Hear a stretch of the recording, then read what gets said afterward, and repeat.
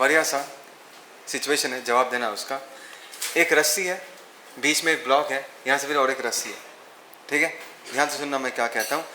अगर मैंने रस्सी एक को पकड़ा और धीरे धीरे अपने फोर्स को इंक्रीज किया, मतलब मैंने पुल किया, and I keep on increasing the pull slowly and slowly, case 1, हाँ, तो रस्सी कहाँ से टूटेगा? रुक जाओ। केस 2, अगर मैं इस रस्सी को पकड़ता हूँ और एक ऐसे करके झटका मारता हूँ, इंस्टेंटली ऐसे करके झटका मार के खींचता हूँ, तब कहाँ से टूटेगा? कहाँ से मतलब कौन सा रोप टूटेगा? ए टूटेगा या बी टूटेगा? सोच के बताओ। और तुम्हें क्यों लगता है कौन सा रस्सी क्यों टूटेगा? वन मोर टाइम रिपीट कर रहा हूँ। तुमने इस रस्सी को पकड़ा और धीरे धीरे फोर्स को बढ़ाया, तो कौन सा रस्सी टूटेगा, ए या बी? ठीक है। सेकेंड केस जो है, अगर मैं इसको पकड़ता हूँ, पकड़ के एक झटका मारता हूँ ऐसे करके, तब कौन सा रस्सी टूटने का चांसेस होगा? रीजन नहीं, टूटेगा तो टेंशन के लिए, that's true, but how do you, tension तो ए में भी लग रहा है, टेंशन तो बी में भी लग रहा है ना, टेंशन तो ए में भी लग रहा है, टेंशन बी वाले रस्सी में भी है, बट बी कब टूटेगा, ए कब टूटेगा, ये कैसे पता करते हो? इसके बारे में आज हम डिस्कस करेंगे, ठीक है। विल डिस्कस अबाउट इट कि क्या है इसके पीछे का लॉजिक। पर बिफोर दैट पीपल, इसका अगर हमें जवाब देना है तो हमें पढ़ना पड़ेगा Newton's first law of motion. क्या पढ़ना पड़ेगा? Newton's first law of motion. और एक ऐसा लॉ है जो सबको पता है, सबने पढ़ा है। What is Newton's first law of motion? Newton's first law ये कहता है कि a body at rest will be eight rest and a body in motion will be in motion until and unless an external force is applied to change its state. लिख के रखना इसको, ठीक है, मैं बोर्ड में नहीं लिख रहा। Newton's first law state that a body at rest will be at rest and a body in motion will be in motion until and unless an external force is applied to change its state. चलो, I will give you time to write. I will give you time to write. सब लोग यहाँ देखो, सब लोग यहाँ देखो। I will give you time to write. यहाँ तक सबको समझ में आया? ठीक है। देखो, इस स्टेटमेंट को अगर मैं डिकोड करता हूँ, a body at rest will stay at rest. जैसे कि तुम्हें ये स्टैंड दिख रहा है और ये कैमरा दिख रहा है, मतलब फ़ोन दिख रहा है, अगर इसको कोई टच नहीं करेगा, इसको कोई पुश नहीं करेगा, तो वो ऐसा ही रहेगा। क्या हुआ? कोई जवाब नहीं दे रहे तुम लोग? हाँ या ना? इस कैमरा को अगर कोई टच नहीं करेगा, अगर इस पर कोई फोर्स नहीं लगाएगा, तो ये अपना स्टेट चेंज नहीं करेगा। अगर ये रेस्ट में है तो रेस्ट में ही कंटिन्यू करेगा। ये तो सबको समझ में आ जाता है। A body at rest will stay at rest. Is that clear? But अगर मैं बॉल लेता हूँ, ये लॉ कहता है body in motion will stay in motion until and unless an external force is applied. तो बॉल को लेके अगर मैं ज़मीन में ऐसा फेंक देता हूँ, है ना, तो बॉल ट्रैवल करेगा कुछ दूर, फिर रुक जाएगा।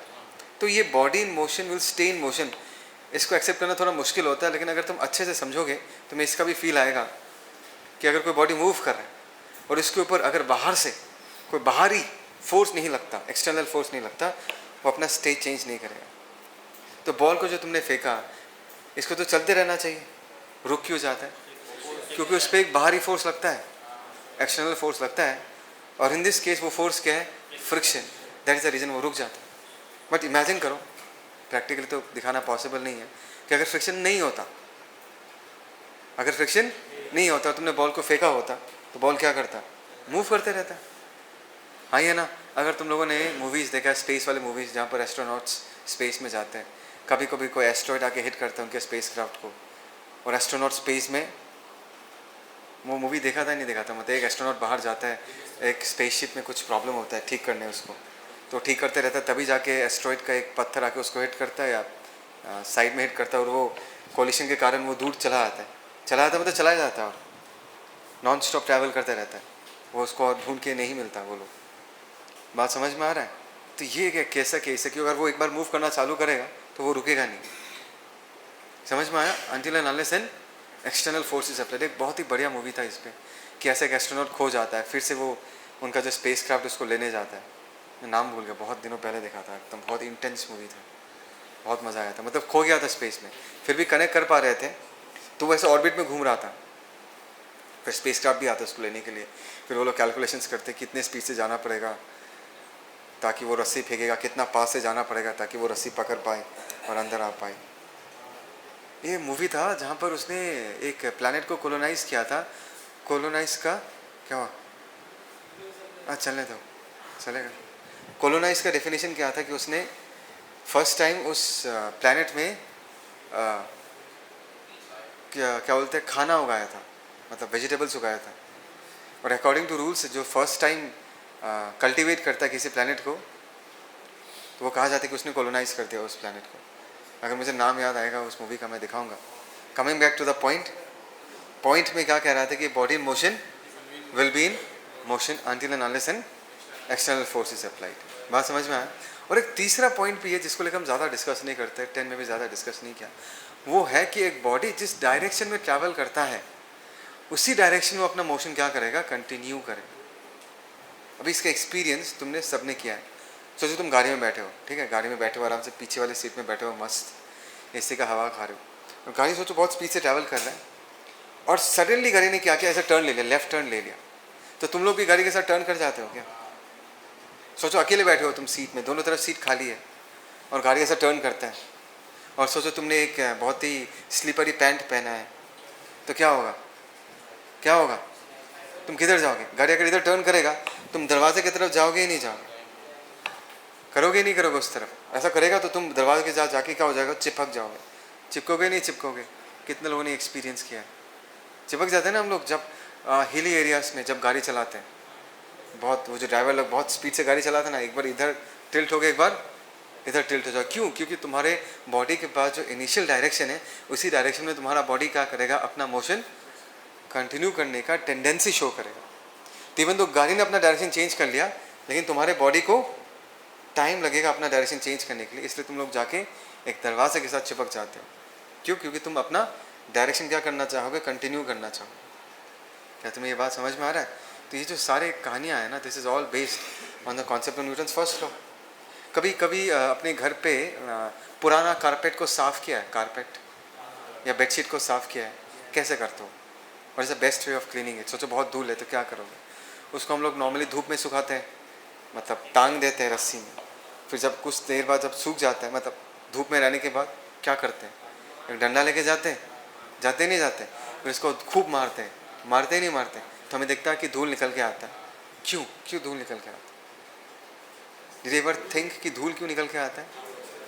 देखो, जब तुमने अपना डंडा घुमा के कारपेट को मारा तो कारपेट पे फोर्स लगा, कारपेट क्या करता है, पीछे चला जाता है।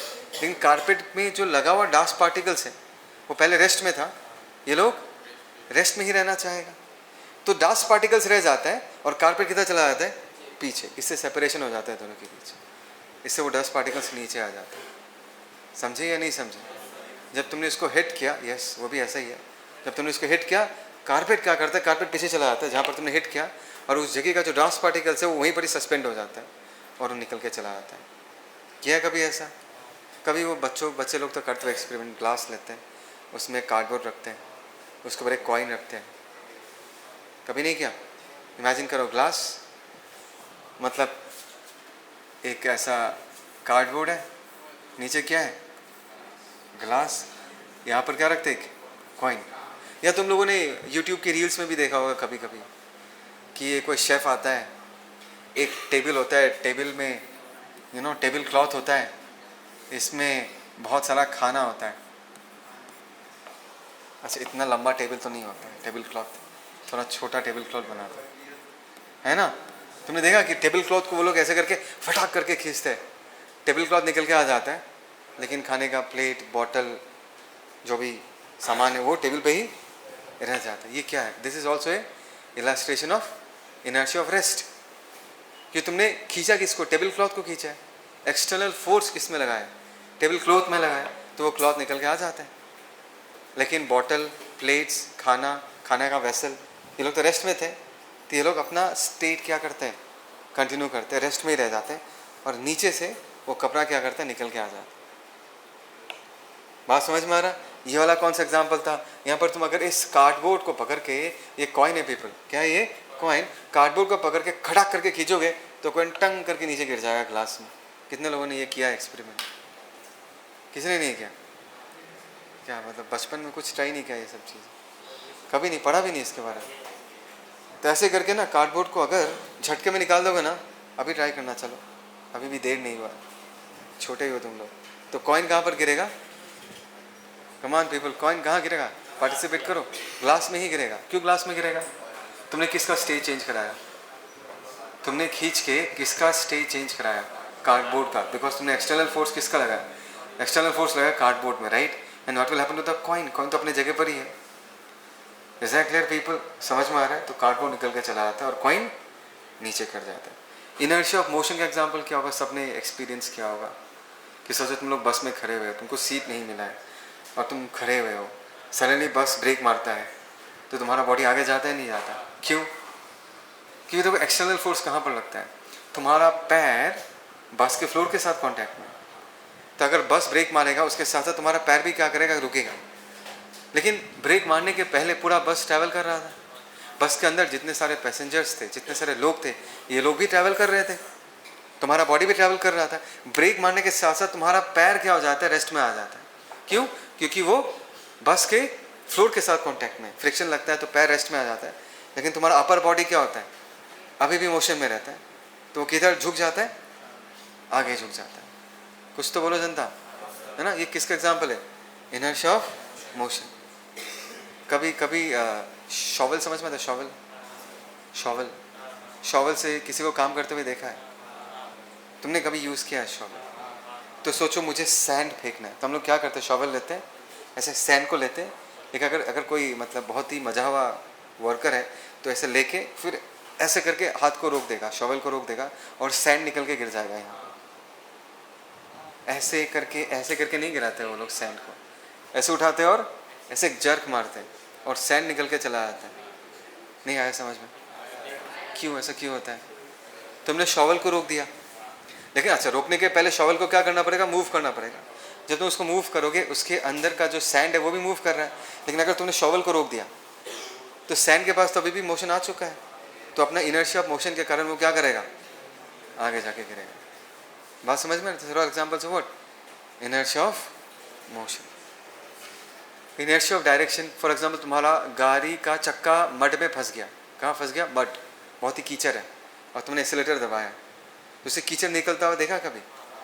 किधर निकलता है? टेंजेंशियली निकलता है नहीं निकलता? मैं किधर से निकलता है वो पूछ नहीं रहा, डायरेक्शन पूछ रहा हूँ। ऐसे टेंजेंशियली निकलता ही नहीं निकलता? क्यों निकलता है टेंजेंशियली? क्योंकि उसका डायरेक्शन जिस तरफ है उसी तरफ क्या करेगा वो? अपना मोशन क्या करेगा? कंटिन्यू करेगा ही नहीं करेगा? क्योंकि अगर तुम्हारे पास एक चक्का है, देयर इज ए चक्का, सोचो ऐसा घूम रहा है, एक काम कर, सोचो ऐसा घूम रहा है तो यहाँ पर कोई मिट्टी है, anything which moves in a circle उसका वेलोसिटी टेंजेंशियल होता ही नहीं होता। तो अगर यहाँ से छूट के जाएगा तो किस तरफ जाएगा? इसी तरफ जाएगा। अगर यहाँ पर कोई मर्ट का पार्टिकल, इसका वेलोसिटी ऐसा होगा, यहाँ से छूट के जाएगा तो इसी तरफ जाएगा। बिकॉज वो अपना डायरेक्शन ऑफ मोशन क्या करेगा? अपना डायरेक्शन ऑफ मोशन कंटिन्यू करेगा। बोलो हाँ या ना? क्या हो गया निहार, दुखी क्यों है तू?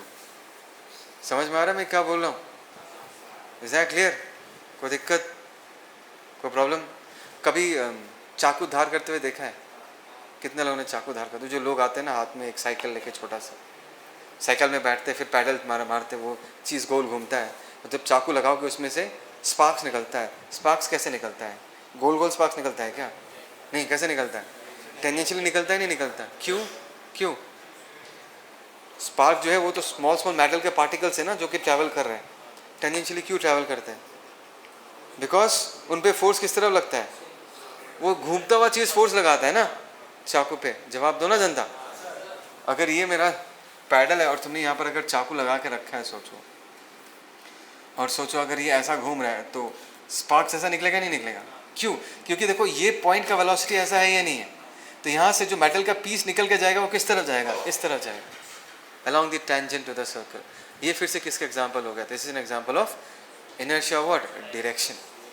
जिस तरफ उनके पास वेलोसिटी था, जिस तरफ उनके पास डायरेक्शन था, ये पार्टिकल्स भी उसी तरफ ट्रैवल करें।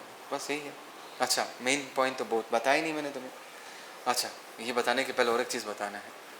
देखो न्यूटन्स फर्स्ट लॉ के, ये सारे एग्जाम्पल्स हो गए, ठीक है। न्यूटन्स फर्स्ट लॉ को हम लॉ ऑफ इनर्शिया भी कहते हैं। क्या कहते हैं जनता? न्यूटन्स फर्स्ट लॉ को लॉ ऑफ इनर्शिया भी कहते हैं। अच्छा, तो इनर्शिया का मतलब क्या है जनता? What is inertia? सोचो तुम्हारे पास फुटबॉल है, तुमने जाकर उसको किक किया, बॉल आराम से ट्रैवल कर लिया, आराम से तुमने उसका स्टेज चेंज कर दिया, वही फुटबॉल, लेकिन इस बार रबर का बना हुआ नहीं है, सोचो पत्थर का बना हुआ है फुटबॉल। इमेजिन तो हो गया ना। अभी जाकर अगर इसको किक करोगे वो उड़ेगा, वो अपने जगह पर ही बैठा रहेगा, मूव नहीं करेगा, तुम्हें चोट लगेगा लेकिन वो फुटबॉल मूव नहीं करेगा। तो दोनों केसेस में फ़र्क क्या है? फर्स्ट केस में जब रबर का फुटबॉल था, जब तुमने उसको किक किया वो आराम से चला गया, मतलब उसका स्टेज चेंज करना बहुत आसान था क्योंकि तो वो पहले रेस्ट में था। तुमने इस पर फोर्स लगाया, एक्सटर्नल फोर्स, और वो फुटबॉल मूव करना चालू कर दिया। मतलब it is very easy to change the state of that rubber football. But उसी शेप साइज का अगर पत्थर का बना हुआ फुटबॉल है और तुमने उतना ही फोर्स लगाया जितना फर्स्ट केस में लगाया, तुम्हारा पत्थर मूव नहीं करेगा। नहीं करेगा ना, कॉमन सेंस की बात है, नहीं करेगा। इसका मतलब क्या निकल के आता है मृगांको? इसका मतलब निकल के आता है कि वो पत्थर अपना स्टेज चेंज करना नहीं चाहता, या उस पत्थर का स्टेज चेंज करना पहले वाले केस के रिस्पेक्ट में ज़्यादा मुश्किल है। सो द पत्थर वाला football has more tendency to stay at rest, and as compare to the पत्थर वाला football, come on people, come on, and as compare to the पत्थर वाला फुटबॉल, द रबर वाला football has got less tendency to stay at rest. तो ये जो tendency of a body to continue its state, क्या बोला मैंने?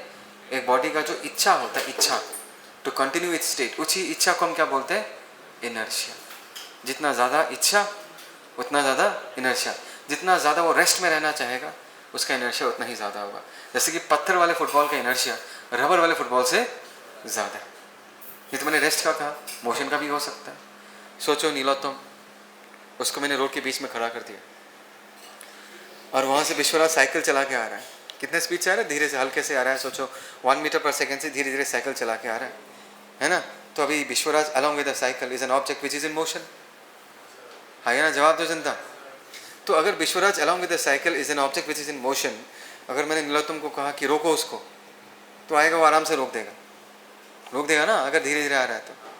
जनता बोलो हाँ या ना? ओके, तो रुक गया वो, उसका स्टेट चेंज विश्वराज नहीं, नीलोत्तम ने कर लिया, फोर्स लगा। केस 2, इस बार साइकिल नहीं है, इस बार विश्वराज ट्रक चला के आ रहा है। क्या चला के आ रहा है? ट्रक। वेलोसिटी उतना ही है, वेलोसिटी कितना है? 1 मीटर पर सेकेंड ही है, आराम से ही चला के आ रहा है। इस बार भी हमने नीलोत्तम को सामने रखा और बोला कि ट्रक को रोक के दिखाओ। सबको एक दिन का छुट्टी मिलेगा या नहीं मिलेगा? मिलेगा या नहीं मिलेगा? जोक से पर दिल पे मत लेना। देखो देखो पीपल, सो उसको क्या हुआ उसका? ये पॉज कर दो, थोड़ा सा पॉज कर। क्या हुआ? ठीक है। सो पीपल, वो ट्रैवल एग्जांपल दे रहा था, राइट? क्या था ट्रैवल एग्जांपल?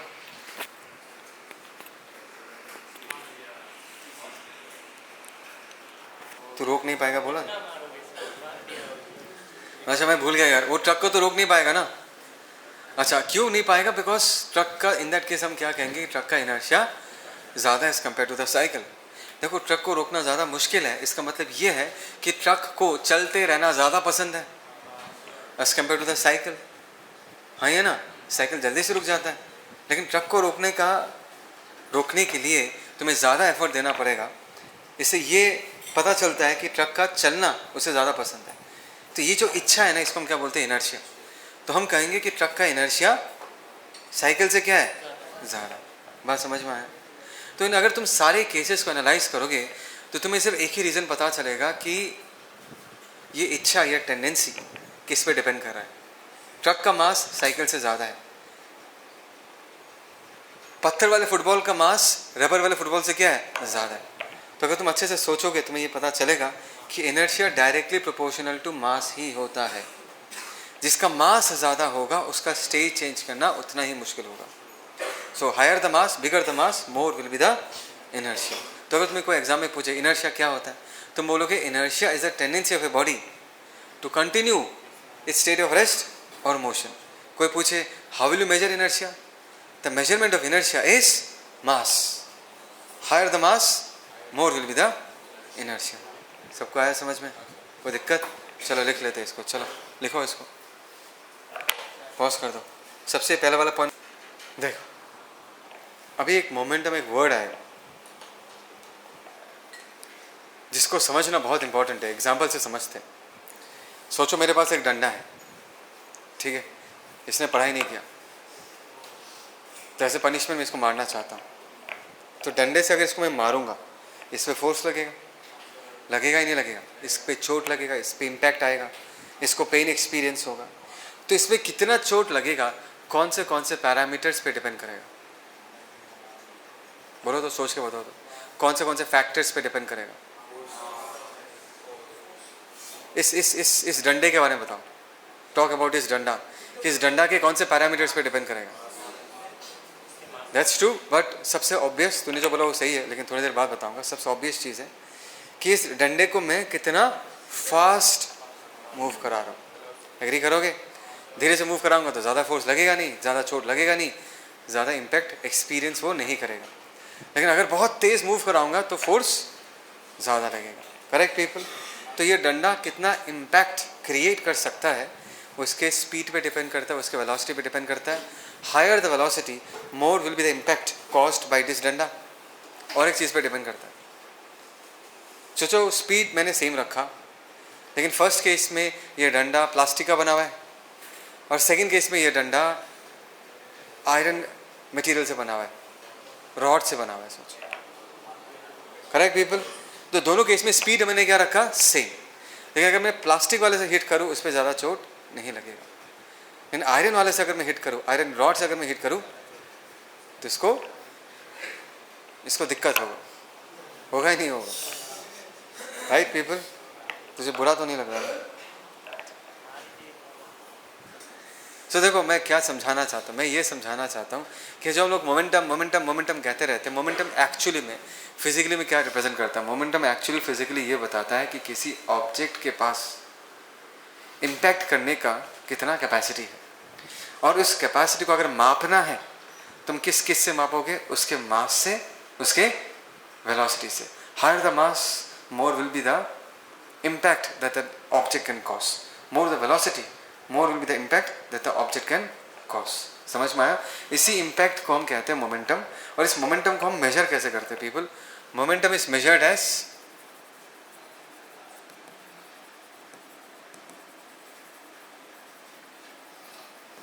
बोलो, p वेक्टर, इसका सिंबल है, and that is equal to mass into velocity. याद रखना जनता कि ये एक वेक्टर क्वांटिटी है। कैसा क्वांटिटी है? वेक्टर क्वांटिटी है। और इसका सिंबल में अगर मैं इसको लिखना चाहूँ वो होगा m into what? V vector. समझ में आ रहा है सबको मैं क्या बोल रहा हूँ? Is that clear people? तो हो गया मोमेंटम। मोमेंटम तुम्हें ये बताता है कि किसी ऑब्जेक्ट के पास इम्पैक्ट कॉज करने का कितना capacity. Expresses how much impact an object can cause. Is that clear people? वो मास पे डिपेंड करता है, वो किस पे डिपेंड करता है? वेलोसिटी पे। ठीक है, बोलो। ठीक, देखो मोमेंटम में मैक्सिमम स्टूडेंट्स एक गलती करते हैं। ध्यान से सुना क्या गलती करते हैं।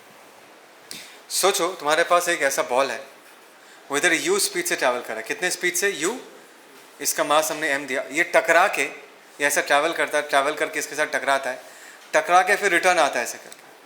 When it is rebounding back, मतलब बाउंस करके बैक कर रहा है। इस वक्त इसका स्पीड कितना है? u। समझ में आया? u स्पीड से टकराता है और u स्पीड से ही रिटर्न आता है। तो क्या इसका मोमेंटम चेंज हुआ है? बोलो, क्या इसका मोमेंटम चेंज हुआ है? यस। बोलो तो मैक्सिमम बच्चे क्या बोलेंगे? नो। क्यों बोलेंगे? सर m इंटू यू था, बाद में मेरे क्या है? m into you. बट ये भूल जाते हैं कि मोमेंटम एक वेक्टर क्वांटिटी है, और इवन तो मैग्नीट्यूड सेम है, लेकिन इसने पूरा अपना डायरेक्शन क्या कर लिया है? रिवर्स कर लिया। तो एक बहुत ही बड़ा चेंज इन मोमेंटम है। बात तुम्हें समझ में आ रहा है हम क्या बोल रहे हैं? क्योंकि मैंने बार बार कहा है कि मोमेंटम को जब तुम ट्रीट करोगे, you have to treat it as a vector quantity. ये लिख के रखना नोट में। Remember, momentum is a vector quantity.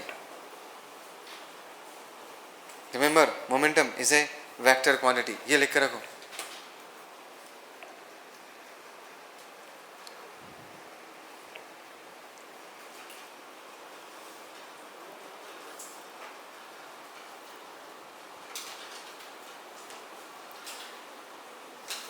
ठीक है, सबने लिखा? अभी देखो ऐसे केसेस के साथ तुम कैसे डील करोगे। सब लोग देखो, दीप इस तरफ देखो। अभी अगर तुम्हें कोई पूछे initial momentum of the system, क्या मैं इसको प्लस m इंटू यू लिखूँ? इनिशियल तो ये केस है ना, प्लस क्यों लिखा? Because it is pointing towards the positive X axis. अगर मैं फाइनल मोमेंटम लिखना चाहूँ, can I say that is minus m into u? क्यों minus m into u? Because it is acting in the opposite direction. तो अगर मैं total change in momentum लिखना चाहूँ, क्या मैं इसको p final minus p initial लिख सकता हूँ? p फाइनल क्या होगा जनता? Minus mu, minus p initial क्या होगा? Plus mu। Minus plus minus हो जाएगा और इसका आंसर क्या निकल कर आएगा? -2mu। जीरो मत कहना, समझ में आ रहा मैं क्या बोल रहा हूँ? जीरो मत कहना। Is that clear? मैग्नीट्यूड देख के डिसाइड नहीं करते मोमेंटम चेंज हो रहा ही नहीं हो रहा, वो पता करने के लिए मैग्नीट्यूड के साथ साथ डायरेक्शन भी देखना पड़ेगा। कम on people, give me reply. सोचो अगर तुम्हारे पास ऐसा केस है, if you case like this, जनता ध्यान से देखना। सोचो एक वॉल है, दिस इज द वॉल, सुन रहे हो सब लोग? और इस वॉल पे एक बॉल आता है और एंगल पे हिट करता है। कैसे हिट करता है जनता?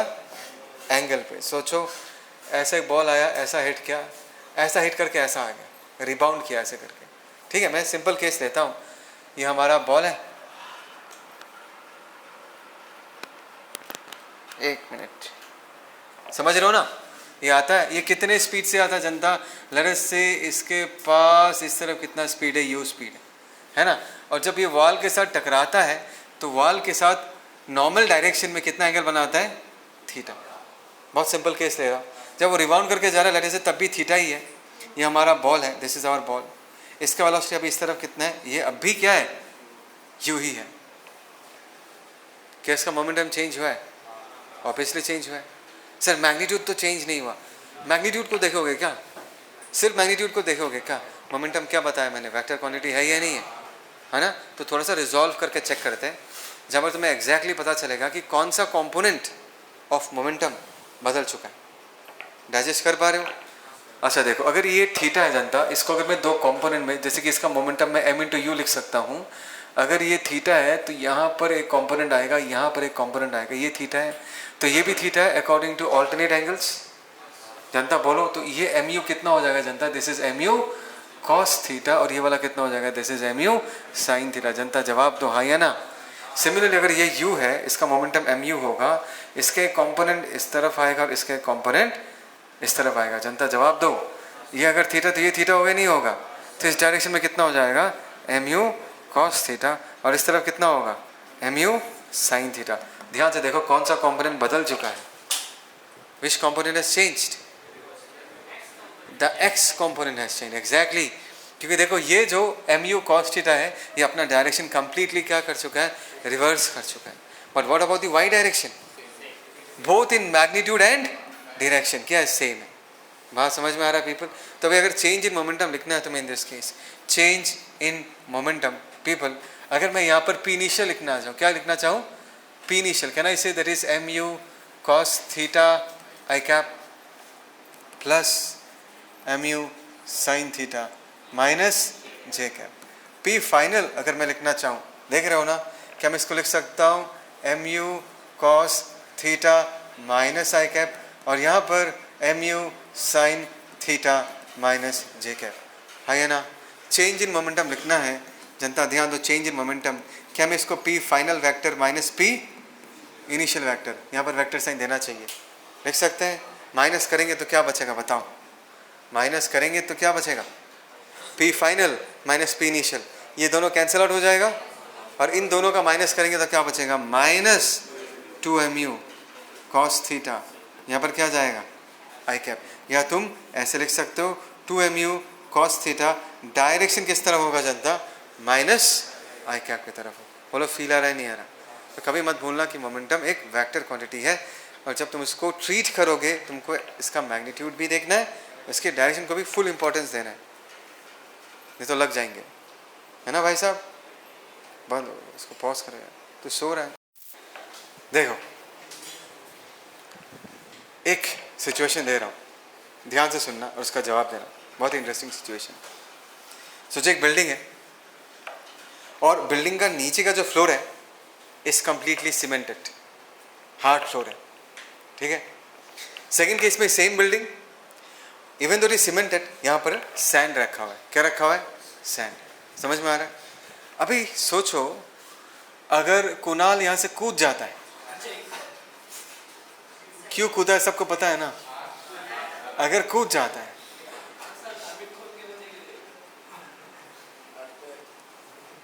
गिरे जा रहा है, गिरे जा रहा है,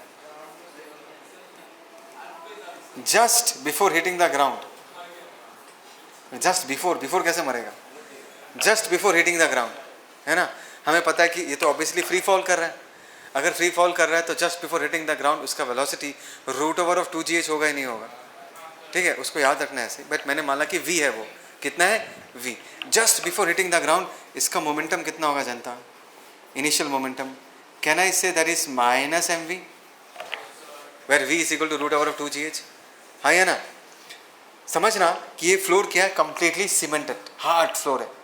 मतलब वो गिरेगा और धड़ाक करके गिरेगा और उसका वेलोसिटी इंस्टेंटली जीरो होगा ही नहीं होगा? होगा ना. तो ये गिरा हुआ है.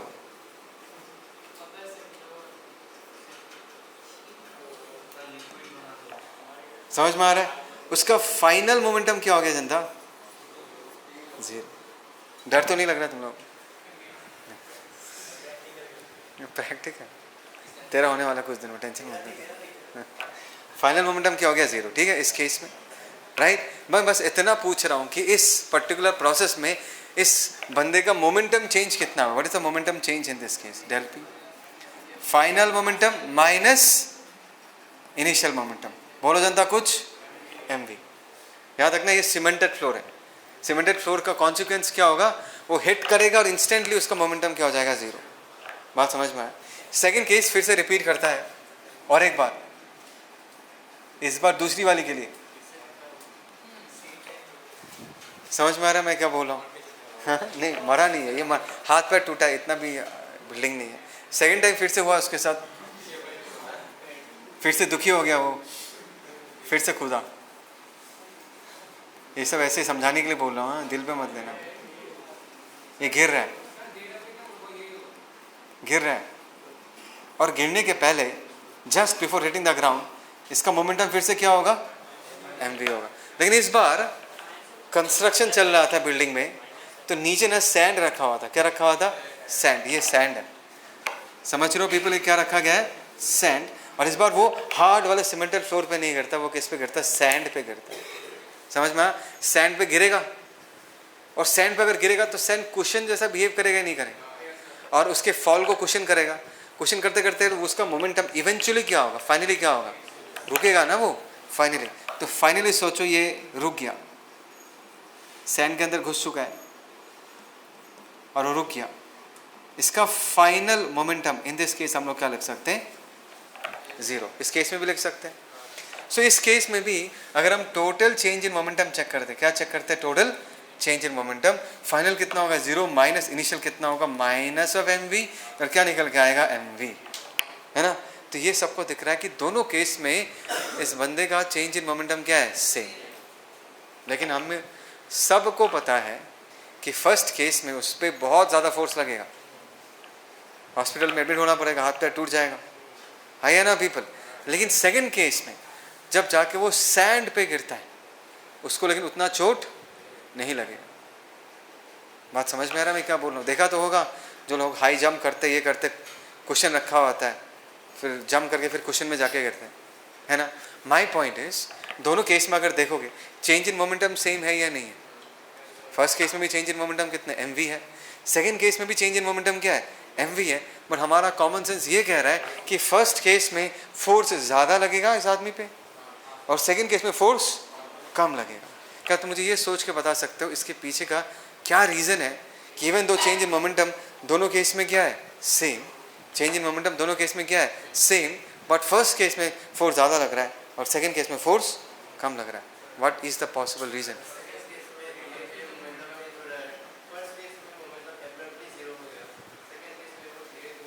जीरो हो रहा है. सही बोल रहा है ये. मैं इसके लाइंस को रीफ्रेम करके बताता हूँ. फर्स्ट केस में मोमेंटम चेंज बहुत ही कम टाइम में होता है, इंस्टेंटली होता है, फट करके हिट किया, वेलोसिटी हो गया जीरो, मोमेंटम जीरो हो गया. सेकंड केस में पीपल, सेकंड केस में क्या होता है? सेकंड केस में वही मोमेंटम चेंज क्या होता है? सारे देखो mv से रिड्यूस होते होते क्या होता है? Zero. but that momentum change happens over a longer period of time.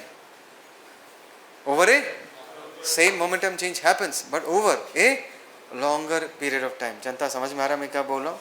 That means कितना फोर्स लगेगा, डेफिनेटली वो मोमेंटम पे तो डिपेंड करेगा ही, but at the same time वो मोमेंटम कितना फास्ट चेंज हो रहा है उस पर भी डिपेंड करेगा. The faster the momentum changes, higher will be the force exerted. बोलो समझ में आ रहा है नहीं आ रहा? मुर्तज़ा रिएक्शन दे. मोमेंटम जितना फास्ट चेंज होगा फोर्स भी उतना ही ज़्यादा लगेगा. फोर्स कमाने के लिए जो चीना माटी क्ले का या सेरामिक का जो पॉट्स होते हैं उसका पैकिंग देखा है कभी?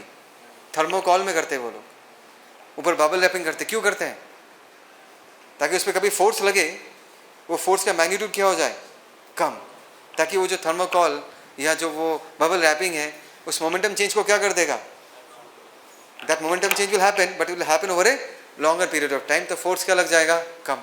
या तुमने क्रिकेट में देखा है जो प्लेयर्स लोग बॉल कैच करते, इतना हार्ड लेदर बॉल होता है, इतना स्पीड से आता है, कैसे करते? कैच करते से पीछे ड्रैग करते ही नहीं करते, या आगे ऐसे ड्रैग करते ही नहीं करते. क्या है इसके पीछे का रीज़न? क्या है इसका रीज़न? जब हाथ में कैच करेगा मोमेंटम कितना mv, फाइनली बॉल रुकेगा ही नहीं रुकेगा, मोमेंटम क्या हो गया, जीरो. बट अगर तुमने अपने हाथ को मूव नहीं करा, ऐसे पकड़ के रख दिया, कभी क्या है लेदर बॉल ट्राई करके देखना, ऐसे करके पकड़ना, आके ढाप करके गिरेगा, बहुत चोट लगेगा हाथ में. क्यों? क्योंकि बॉल हिट करने के साथ साथ विद इन नो टाइम उसका मोमेंटम जीरो हो गया. बट उसी बॉल को तुम प्यार मोहब्बत से खींच के लेके आओगे, थोड़ा टाइम दोगे या नहीं दोगे? हाँ ये ना. तो वो momentum change will happen over a longer period of time. तो फोर्स क्या लगेगा, कम. बात समझ में आ रहा है? तो दोनों में ये डिफरेंस है. मोमेंटम चेंज दोनों केस में क्या है, same. But in the first case, the momentum change has happened within a very short period of time, and in the second case, the momentum change has happened over a longer period of time. इसी को ही Newton ने observe किया और इसी के basis पे उसने अपना सबसे इम्पॉर्टेंट लॉ कॉइन किया, न्यूटन सेकेंड लॉ. उसने ये कहा कि force is equal to the rate of change of momentum of an object. मतलब न्यूटन सेकेंड लॉ को अगर मैं लिखना चाहूँ, जनता सुन रहे हो ना मैं क्या बोल रहा हूँ? न्यूटन्स सेकेंड लॉ, जनता सुन रहे हो ना? तो force is equal to the rate of change of what, momentum. बात समझ में आया? इसी को हम बुलाते हैं. क्या हुआ, कोई दिक्कत? चल आज ही इतना.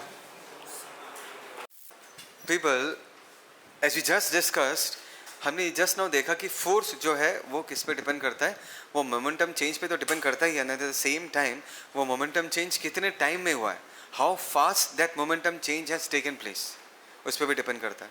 जितना फास्ट चेंज होगा उतना ही ज़्यादा फोर्स लगेगा.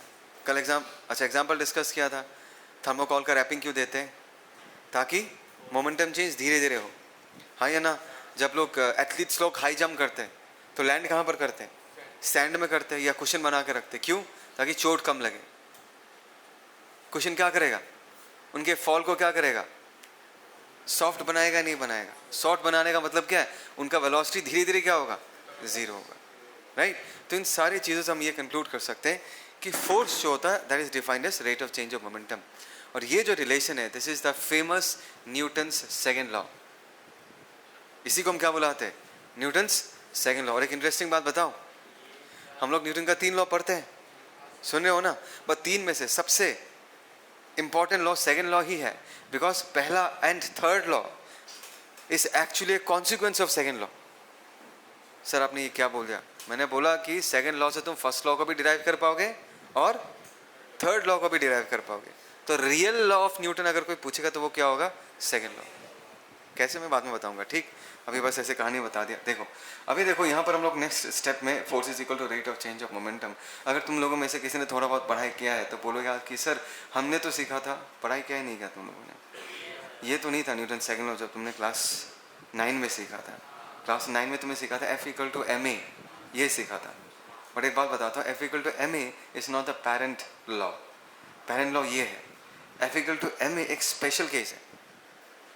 स्पेशल केस कैसे देखते हैं, लेट्स सी. ठीक है, force is equal to rate of change of momentum. अभी हमें पता है, वी नो, जनता सुन रहे हो ना, वी नो मोमेंटम का वैल्यू क्या होता है, मास इनटू वेलोसिटी. है ना। तो फोर्स का एक्सप्रेशन होगा डी डी टी। पी का जगह हम लोग क्या लिख सकते हैं, मास इंटू वेलोसिटी। बात समझ में आ रहा है। अभी अगर मास कांस्टेंट है, क्या बोला मैंने, मास कांस्टेंट है, क्या ये ज़रूरी है मास कांस्टेंट होना? नहीं भी हो सकता है। Take the example of a rocket जो स्पेस की तरफ जा रहा है। जैसे जैसे वो रॉकेट ऊपर की तरफ जाएगा वो अपना फ्यूल क्या करेगा, जलाएगा। फ्यूल जला के तो वो थ्रस्ट अचीव करता है। फ्यूल जलता रहेगा तो रॉकेट का मास क्या होगा, चेंज होता रहेगा। तो this is a case where the mass is what, varying, है ना। ऐसे केसेस के लिए सिचुएशन अलग होगा।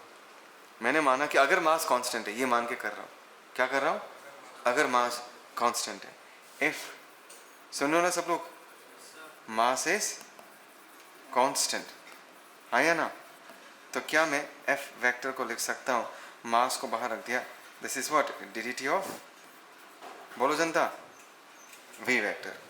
क्या तुमने इस टर्म को पहले तभी देखा है ना, पिछले जन्म में देखा होगा, इसी जन्म में देखा है। अच्छा, इसको हम क्या बोलते हैं, rate of change of velocity, जिसको हम प्यार से क्या बुलाते हैं, एक्सेलरेशन। तो मास इनटू एक्सेलरेशन, ये हो गया स्पेशल केस, ये एक्चुअल लॉ नहीं है। ये एफ इक्वल टू एम में हमेशा नहीं होगा। अगर मास वेरिएबल है तो एफ इक्वल टू एम में होल्ड नहीं करेगा। अगर मास कांस्टेंट है तब जाके ये रूल क्या करता है, होल्ड करता है एफ इक्वल टू एम में। बोलो समझ में आ रहा है नहीं आ रहा, श्योर, कोई दिक्कत।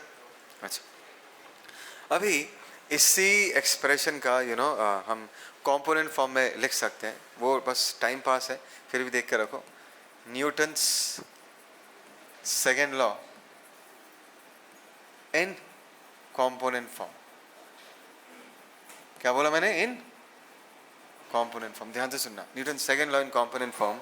तो देखो हमें पता है कि पी वेक्टर को हम तीन भागों में बांट सकते हैं, p x i cap, p y j cap, plus p z k cap. इतना सन्नाटा क्यों है ना। Any vector can be resolve into three components along three axis, x y and z, people, बोलो ना। सो अभी अगर मैं कह रहा हूं कि फोर्स है P D d t of P vector, अगर मैं ये कहता हूं कि मैं नेक्स्ट स्टेप में D d T P vector के जगह P x i cap plus P y j cap plus p z k cap, क्या मैं ऐसा लिख सकता हूँ? और तुमको मैंने सम रूल सिखाया था कि जब हम डिफरेंशिएट करेंगे वन बाय वन एक एक को डिफरेंशिएट करते हैं, तो अगर मैं इसको डिफरेंशिएट करूंगा तो क्या मिलेगा, d d t of p x i cap plus d d t of p y j cap plus d d t of p z k cap. What is this, people? Can I say this is the rate of change of momentum along x direction? तो x direction का momentum change कौन कर सकता है? जो force x के तरफ लग रहा है वही रिस्पॉन्सिबल होगा। कम on people, river board problem में, विंड एरोप्लेन प्रॉब्लम में हमेशा क्या कहता हूँ, रिवर को कौन क्रॉस कराएगा, ये वाला वेलोसिटी। ड्रिफ्ट कौन कराएगा, ये वाला वेलोसिटी। याद है ना ये सारे कॉन्सेप्ट्स। तो x डायरेक्शन में अगर कुछ भी चेंज होगा तो x डायरेक्शन का फोर्स ही रिस्पॉन्सिबल है। y डायरेक्शन में अगर कुछ भी चेंज हो रहा है तो y डायरेक्शन का ही फोर्स रिस्पॉन्सिबल है। तो अगर x डायरेक्शन में मोमेंटम चेंज हो रहा है, that is equal to what, force along x direction i cap plus force along y direction j cap plus force along z direction k cap, है ना। तो f वेक्टर को हम ऐसा भी लिख सकते हैं, जहां पर हम fx को क्या लिख सकते हैं, rate of change of momentum along x direction. fy को हम क्या लिख सकते हैं, rate of change of momentum along y direction.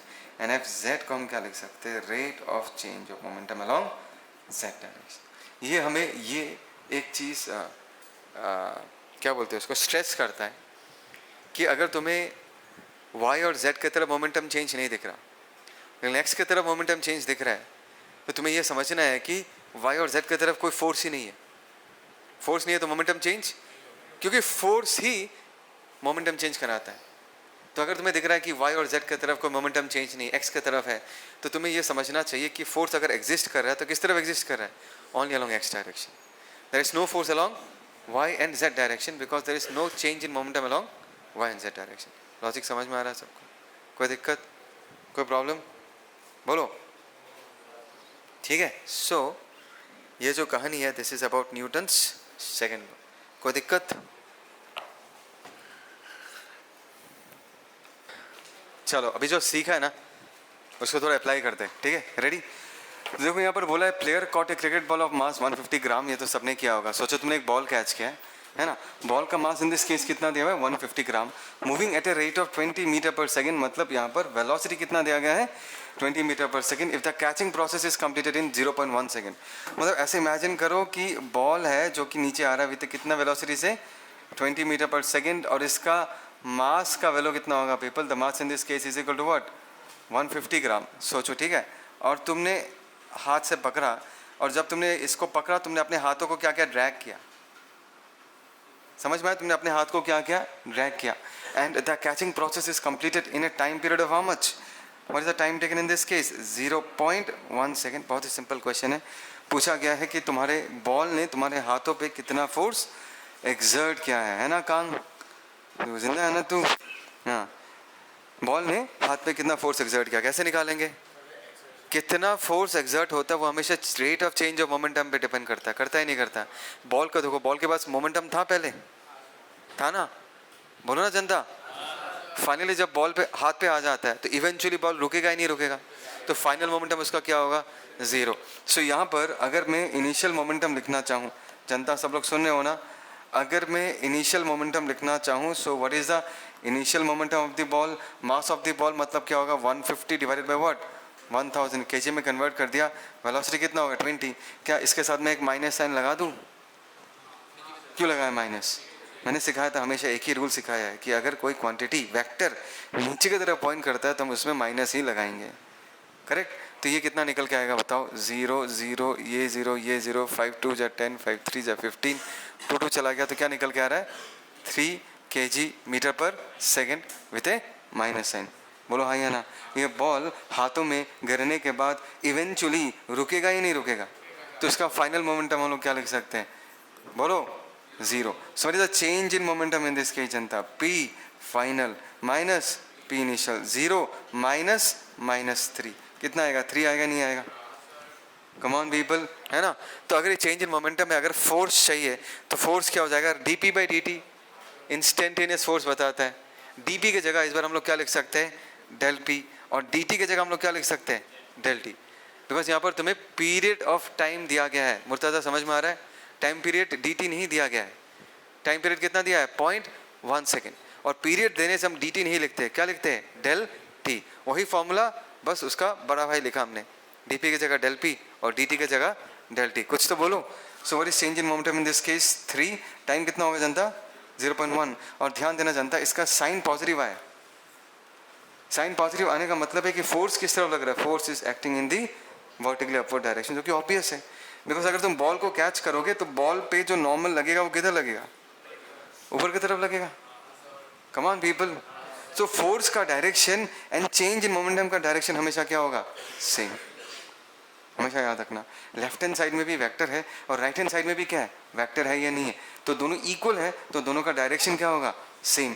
देखो पीपल, फोर्स का डायरेक्शन मोमेंटम के डायरेक्शन में नहीं है, समझ रहे मैं क्या बोल रहा हूँ, फोर्स का डायरेक्शन चेंज इन मोमेंटम के डायरेक्शन में है, मोमेंटम जिस तरफ चेंज हो रहा है उसके डायरेक्शन में है, मतलब एफ वेक्टर का direction is same as del p vector का डायरेक्शन, ना कि p vector. Del p vector का डायरेक्शन और पी वेक्टर का डायरेक्शन अलग अलग हो सकता है, हो सकता है नहीं हो सकता, इधर ही हो रहा है, इनिशियल मोमेंटम नीचे की तरफ था या नहीं था, लेकिन फाइनल मोमेंटम का साइन प्लस में आ रहा ही नहीं आ रहा, मतलब क्या है ऊपर की तरफ है, तो फोर्स भी किस तरफ लगेगा ऊपर के तरफ ही लगेगा। तो इसका आंसर कितना निकल के आ जाएगा यहाँ पर 0। क्या मैं इसको 30 न्यूटन लिख सकता हूँ, सिंपल सा प्रॉब्लम है but it is a problem which connects to the basics, basic समझ में आया नहीं है। सर एफ इक्वल टू आपने तो D p by d T सिखाया था, वो कब यूज़ करेंगे, डी टी दिखने के साथ साथ तुम्हें क्या समझ में आएगा, that is force at an instant, गलत बोला मैंने, force at an instant, yes उस मोमेंट का फोर्स जिसको हम क्या बोल सकते हैं इंस्टेंटेनियस फोर्स, क्या बोल सकते हैं इंस्टेंटेनियस। सर आपने यहाँ पर डेल टी क्यों लगाया, क्योंकि तुम्हें क्वेश्चन में क्लियरली दिख रहा है कि टाइम पीरियड दिया गया है ना कि मोमेंट दिया गया है, टाइम पीरियड दिया गया है 0.1 सेकेंड्स, तो डी टी नहीं लिख सकते, क्या लिखना पड़ेगा डेल टी, और चेंज इन मोमेंटम कितना हो गया डेल पी, इस तरीके से इसको करेंगे। सबको आया समझ में, चलो लिख लो, सब लोग रेडी, ओके। नेक्स्ट क्वेश्चन, ये तुम्हारे बेसिक्स को हिट करेगा जो तुमने बहुत पहले सीखा था, that is differentiation and vector. देखना है कैसे यूज करेंगे, ध्यान से देखो कैसे यूज करते हैं। देखो यहां पर बोला गया है particle moves in the xy plane under the action of a force F force लग रहा है, such that the component of the linear momentum P at any time t is, P vector का दो कंपोनेंट दिया गया है Px और Py। ध्यान से देखो, फोर्स लग रहा है तो मोमेंटम चेंज होगा। बोलो मैंने क्या बोला, फोर्स लगेगा तो मोमेंटम चेंज होगा। तो देखो यहाँ पर मोमेंटम टाइम का फंक्शन है या नहीं है, जैसे जैसे टाइम चेंज होगा मोमेंटम भी चेंज होना ही है। क्यों होगा, क्योंकि फोर्स लग रहा है, फोर्स लगेगा तो मोमेंटम चेंज होगा, है ना। तो तुम्हें यहाँ पर पूछा है find the angle between F vector and P vector. देखो P वेक्टर तो हम लोग लिख के रख सकते हैं, P वेक्टर को हम लोग क्या लिख सकते हैं, P वेक्टर इज x वाला कंपोनेंट प्लस, बोलो जनता, y वाला कंपोनेंट। x वाला कंपोनेंट कितना है 2 cos t i cap, y वाला कंपोनेंट कितना है जनता 2 sin t j कैप। ये तो हमें P वेक्टर पता चल गया। अगर हमें F वेक्टर चाहिए तो हम कैसे निकालेंगे, F वेक्टर निकालने के लिए हम क्या करेंगे, we shall use Newton's second law, है ना। हमारे पास P वेक्टर है तो F वेक्टर क्या होगा जनता, ध्यान से देखना। F vector in this case is what, rate of change of momentum. बोलो जनता, है ना। तो इसको अगर हम डिफरेंशिएट करेंगे तो क्या मिलेगा, 2 तो 2 के जगह पर cos t कितना आ जाएगा minus sin t i cap, है ना। डिफरेंशिएशन यूज कर रहे हैं, प्लस 2 sin t को डिफरेंशिएट करें तो क्या मिलेगा cos t और j कैप ऐसा ही रहेगा। बोलो कुछ, माइनस 2 sin t, यहाँ पर क्या जनता i cap plus 2 cos t j cap. बोलो कुछ, बोलो कुछ। ये हो गया फोर्स का एक्सप्रेशन, है ना। अभी तुम्हें पूछा क्या गया है, फाइंड द एंगल। अभी एंगल निकालने के लिए तुम्हें वेक्टर का नॉलेज चाहिए, जहाँ पर मैंने तुमको सिखाया था कि एंगल बिटवीन टू वेक्टर्स कैसे निकालते हैं, है ना। तो इस प्रॉब्लम में देखो हमने न्यूटन्स लॉ यूज़ किया, डिफरेंशिएशन यूज़ किया। अभी हम क्या यूज़ करेंगे, वेक्टर का नॉलेज। तो क्या सीखा तुमने, रिविजन करना बहुत इंपॉर्टेंट है, सारे पुराने लॉजिक्स एंड कॉन्सेप्ट्स यूज़ कर रहे हैं, ठीक है। तो अगर एंगल चाहिए, सो एंगल निकालने के लिए जनता फॉर्मूला क्या है, cos theta F vector dot P vector by mod of F vector and mod of P vector. अच्छा जनता, अगर मैं F डॉट P करता हूँ, एक बार बताओ F डॉट P क्या आएगा। F डॉट P याद है ना, I के साथ I और J के साथ J, माइनस 2 इंटू 2 कितना आएगा जनता minus 4 sin t into cos t, sin t into cos t हो गया।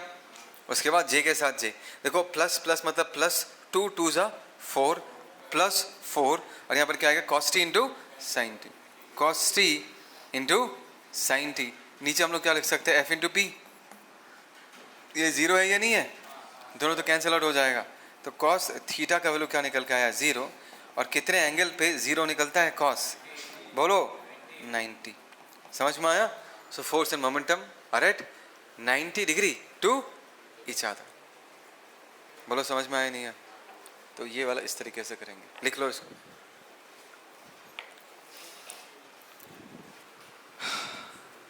सुनो पीपल, गन चलाने से रिकॉइल होता ही नहीं होता। किसने गन चलाया है,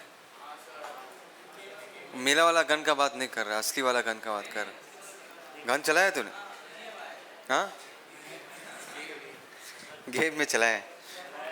देखो पीपल यहाँ सुनो, तो वो जो रिकॉइल होता है उसी के ऊपर ये क्वेश्चन बेस्ड है, ध्यान से देखना कैसा क्वेश्चन है, ठीक है। तो यहाँ पर बोला है machine gun Fyers a bullet of mass 40 grams. People ध्यान से सुनना, एक गन है तो ये हो गया हमारा गन, है ना। बुलेट ऑफ मास 40 ग्राम मतलब जो बुलेट पहले गन के अंदर था उस वक्त इसका वेलोसिटी कितना हुआ जानता, इनिशियल वेलोसिटी 0। तो वो बुलेट को शूट किया गया है और उसका मास कितना दिया गया है, the mass in this case is what 40 gram. And जब इसको शूट किया जाता है उस बुलेट का वेलोसिटी कितना कहा गया है, that is 1200 metre per second. So this is the velocity with which this bullet will be traveling 1200 metre per second. जनता बोलो समझ में आ रहा है नहीं आ रहा। तो क्या मैं कह सकता हूँ ये इसका फाइनल वेलोसिटी है, मतलब the velocity with which it comes out of the gun. अच्छा, क्या इस बुलेट का मोमेंटम चेंज हुआ? यस, बिकॉज ये बुलेट पहले रेस्ट में था, अभी 1200 मीटर पर सेकंड की स्पीड से ये ट्रैवल कर रहा है, इसका मोमेंटम चेंज हो चुका है। अगर इस बुलेट का मोमेंटम चेंज हुआ है जनता, तो तुम्हें पता है कि बुलेट पे फोर्स लगा होगा, बिकॉज बिना फोर्स लगाए मोमेंटम कभी भी चेंज नहीं हो सकता। और हमें पता है फोर्स लगा होगा, क्योंकि गन के अंदर का सोचो, जो स्प्रिंग है ना, मतलब हमेशा स्प्रिंग के जैसा ही होता है, उसने इस पे कुछ फोर्स लगाया होगा, एफ, हाँ या ना, किस पे लगाया? बुलेट पे। Come on people, come on, gun के स्प्रिंग ने बुलेट पे फोर्स लगाया, F. So by Newton's third law, bullet जब निकलेगा, बुलेट भी गन पे किधर फोर्स लगाएगा? उतना ही फोर्स लगाएगा इन द बैकवर्ड डायरेक्शन, इसलिए तो वो गन क्या करता है? पीछे रिकॉइल करता है। This is an example of Newton's third law. To every action there is equal and opposite reaction. हम पढ़ेंगे आगे जाके, बट अभी के लिए अगर वो बुलेट को फायर करता है, बुलेट पे अगर फोर्स लगेगा तो उतना ही फोर्स गन पे भी लगेगा पीछे की तरफ, राइट? तो ये फोर्स अगर बुलेट पे लग रहा है तो गन पे भी पीछे कितना फोर्स लग चुका है जनता? उतना ही फोर्स एफ लगा है। And their action reaction pair, ध्यान देना, they're acting on two different bodies. एक एक्शन बुलेट पे लग रहा है और दूसरा रिएक्शन गन पे लग रहा है। नैतिक समझ में आ रहा है मैं क्या बोल रहा हूँ? सब लोग सुन रहे हो, है ना? तो अगर बोला है जनता, यहाँ पर बोला है क्वेश्चन में, the person holding the gun can exert a maximum force of what? 144 Newton. उसको गन पकड़ने के लिए, गन को पकड़ के रखने के लिए कितना फोर्स चाहिए होगा? 144 न्यूटन। क्यों? क्योंकि गन रिकॉइल कितने से कर रहा है? 144। तो उसको होल्ड करके रखने के लिए कितना देना पड़ेगा? 144। बात समझ में आ रहा है मैं क्या बोल रहा हूँ? तो अगर क्वेश्चन में ये कहा गया है कि उस आदमी को गन को पकड़ के रखने के लिए 144 न्यूटन चाहिए, मतलब गन के रिकॉइल के लिए जो फोर्स रिस्पॉन्सिबल है वो कितना है? 144।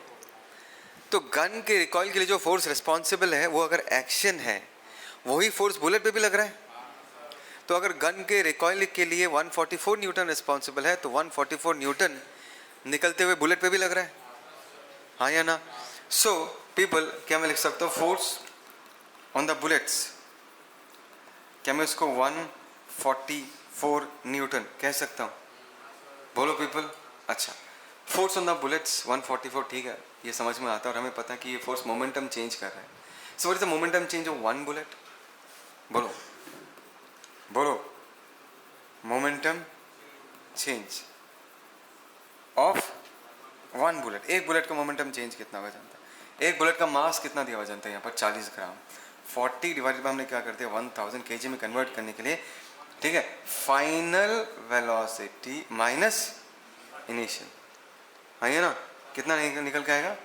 48 kg मीटर पर सेकेंड। लेकिन ये तो एक बुलेट का चेंज इन मोमेंटम है। यहाँ पर पूछा है find the number of bullets that can be fired by gun in 1 second. तो मैंने कहा से n बुलेट्स, सुने हो ना, आर फायर्ड इन, जनता बोलो, 1 सेकेंड। 1 सेकेंड में अगर n बुलेट्स फायर किया जा रहा है, so total change in momentum, क्या बोला मैंने? टोटल चेंज इन मोमेंटम इन, बोलो, 1 सेकेंड। जनता ध्यान देना, एक बुलेट का मोमेंटम चेंज कितना होता है? 48। n बुलेट शूट करोगे तो उसका टोटल चेंज इन मोमेंटम कितना होगा? 48 इंटू n। मानते हो या नहीं मानते? एक बुलेट का मोमेंटम चेंज 48 है, तो एक सेकेंड में अगर n बुलेट्स निकलता है, हर एक का मोमेंटम चेंज 48 होगा, तो टोटल मोमेंटम चेंज कितना होगा? 48 इंटू n। और ये पूरा मोमेंटम चेंज कितने टाइम में हुआ है? 1 सेकेंड। एक सेकेंड में n बुलेट्स निकला है, हाँ या ना? So, can I say what is the time taken for change? आवाज दो जनता, आवाज दो जनता। What is the time taken for change? Answer बताओ। 1 सेकेंड। तो फोर्स को क्या मैं change in momentum by time लिख सकता हूँ? अच्छा, चेंज इन मोमेंटम कितना जनता? 48 n। क्या मैं टाइम को 1 सेकेंड लिख सकता हूँ? क्या तुमने पहले लिख के रखा है कि फोर्स कितना लगता है बुलेट पे? 144। जवाब दो जनता, है ना? तो वो होगा change in momentum, that is 48 n divided by what? 1। n का वैल्यू कितना होगा जानता? 144 डिवाइडेड बाय व्हाट? तो 3 से जाएगा, जाएगा नहीं जाएगा? That is n is what? 3 bullets पर सेकेंड। तो हर सेकेंड तुमने कितना बुलेट्स फायर किया? 3 बुलेट्स फायर किया हर second. Come on people, give me reaction. सबका है समझ में? हर बार हम लोग कौन सा लॉ यूज कर रहे हैं? We are using Newton's second law, है ना? चलो, देखो ऐसे क्वेश्चंस में ना मैक्सिमम स्टूडेंट्स गलती करते हैं, मैक्सिमम। क्या गलती करते हैं लास्ट में बताऊंगा। ए particle of mass m is moving in a straight line with a momentum p। ठीक है, बोलो एक पार्टिकल है and it is moving in a straight line with a momentum p। मतलब इनिशियल मोमेंटम कितना दिया गया है पीपल इन दिस केस? बोलो जनता, इनिशियल मोमेंटम कितना दिया गया है? p, है ना। Initial momentum in this case is equal to what? P. Starting at time t equal to 0, a force F equal to kT x in the same direction. मतलब at time t equal to 0 इसमें जो force लगता है इसको हमने क्या लिख दिया? kT. On the moving particle during the time interval capital T, अच्छा time interval capital T है, so that its momentum changes from P to 3P. जनता ध्यान से सुनना कि एक पार्टिकल है, इसका इनिशियल मोमेंटम कितना है? P. इसमें फोर्स क्या लग रहा है? kT। लगना कब से चालू करता है? 0 से। और कब तक लगता है जनता? t equal to capital T तक, हाँ या ना। कौन सा फोर्स लगता है? kT, जिसके चलते उसका मोमेंटम जो कि पहले p था वो इंक्रीज होकर क्या बन जाता है पीपल? 3p। विजुअल समझ में आया सबको? डायग्राम सबको समझ में आया? तो बोला यार k इज अ कांस्टेंट। रौनक तुम मुझे पूछ रहा था कि कांस्टेंट है नहीं, क्वेश्चन में जो लिखा हुआ है k is a constant. The value of capital T, value of capital T पूछा है। ठीक है, देखो सबसे पहला ऑब्जर्वेशन है इन दिस केस, और जहाँ पर बच्चे गलती करते हैं, F इक्वल टू KT, वो लोग ये रियलाइज नहीं करते कि यहाँ पर फोर्स कांस्टेंट नहीं है। ये फोर्स टाइम पे डिपेंड कर रहा है, नहीं कर रहा है। मतलब हर इंस्टेंट ये फोर्स क्या कर रहा है? चेंज कर रहा है, नहीं कर रहा। तो यहाँ पर force equal to rate of change of momentum जब हम लिखेंगे, हमको हमें F equal to del p by del t नहीं लिखना। ये गलती करोगे मैक्सिमम लोग। हमें F equal to del p by del t नहीं लिखना, क्योंकि del p is a large change in momentum divided by large time. वो तुम्हें हमेशा एवरेज फोर्स देगा। क्या देगा तुम्हें? एवरेज, इंस्टेंटेनियस नहीं देगा। क्या तुम्हें ये बात समझ में आता है कि F इक्वल टू KT लिखने का मतलब है कि हमारा जैसे जैसे टाइम चेंज होगा फोर्स भी चेंज होगा, और ये कांस्टेंट नहीं है। This is the force at an instant t। तो हमें फोर्स की जगह क्या लिखना है? Del p by del t नहीं लिखना। क्या लिखना है? D p by d t. Tanveer समझ में आया मैंने क्या बोला है? हाँ, ये मिस्टेक करते हैं। देखो तो F के जगह हमने यहाँ पर क्या लिख दिया? D p by d t is equal to what? K t. अभी अगर हम क्रॉस मल्टीप्लाई करेंगे, डी पी ये कितना हो जाएगा? के टी इंटू डी टी। ठीक है, मैं इस तरफ लिख रहा हूँ, सब लोग इस तरफ देखो। अगर मैं इंटीग्रेशन लगा दूँ दोनों तरफ, d p is equal to k, बाहर integration of what? T into d t. जब टाइम 0 था तब मोमेंटम कितना था? p। जब कैपिटल T होगा तब मोमेंटम कितना हो जाएगा? 3p। लिमिट्स पुट करेंगे, इंटीग्रेशन ऑफ dp p आएगा तो लिख के आएगा 3p माइनस p, और ये कितना आएगा? k capital T square by what? 2। बोलो जनता। सो यहाँ पर क्या निकल के आएगा? This is 2p is equal to k capital T square by 2। तुम्हें पूछा गया है value of capital T, capital T का वैल्यू पूछा गया है, तो कैपिटल T होगा 4p by k root over. जनता बोलो, कैपिटल T होगा 4p by k root over, जो कि क्या निकल के आएगा? 2 root over of what? p by k। बोलो समझ में आ रहा है नहीं आ रहा सबको? है ना? कौन से ईयर का आया हुआ क्वेश्चन है? 2019। हाँ, एक ही बार में करेक्ट करना है। एग्जाम में 2-3 बार करने का टाइम मिलेगा तुमको? एक बार गलत हुआ क्योंकि तुमने 2 को 4 लिख दिया या 4 को 2 लिख दिया, और एक बार करो, टाइम मिलेगा? नहीं मिलेगा। तो अपने आप को उस तरीके से तैयार करो ताकि एक ही बार में करेक्ट करना है। एक ही बार में जब करोगे ध्यान से करना है, क्रॉस चेक करके। ठीक है, चलो वे क्लोज कर दें।